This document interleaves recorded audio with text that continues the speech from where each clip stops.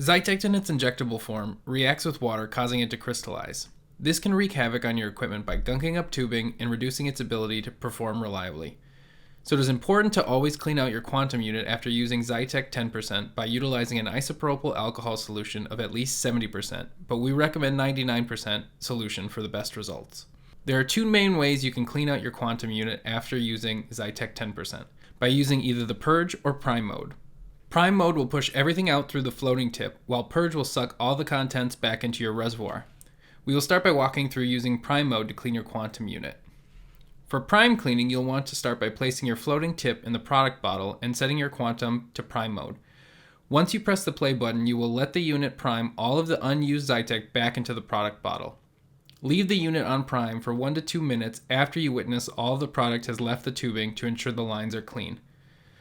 From there, you will disconnect the reservoir, remove the cap, and proceed to pour 500 milliliters or 16 ounces of your isopropyl solution through the filter basket into your reservoir.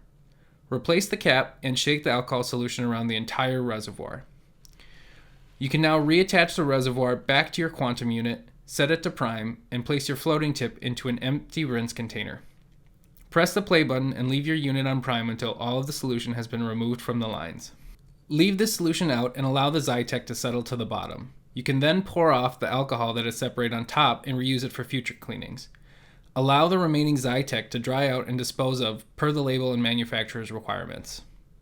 If you are utilizing the Purge option, you would simply select Purge on your quantum unit and wait until all the product has been cleared from the lines.